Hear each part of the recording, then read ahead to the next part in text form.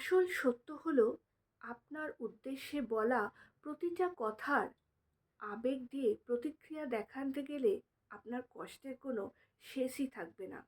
সেজন্য আসল শক্তির পরিচয় পাওয়া যায় শান্ত হয়ে বসায়।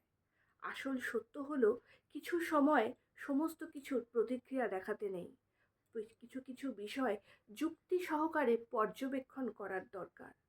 আসল শক্তির পরিচয় পাওয়া যায় আপনার আত্মনিয়ন্ত্রণের মধ্যে। আপনার যদি নিজের উপর আত্মনিয়ন্ত্রণই না থাকে, যে কেউ যদি এসে আপনাকে যে কোনো সময় নিয়ন্ত্রণ করতে পারে, তাহলে তো যে কেউ আপনাকে যে কোনো সময় নাচাতে পারবে, আর আপনি তার কথাতেই উঠবেন এবং বসবেন।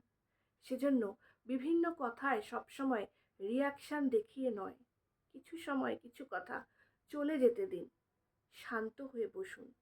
কিছু উত্তর নীরবতার মাধ্যমেও কিন্তু দেওয়া যায়।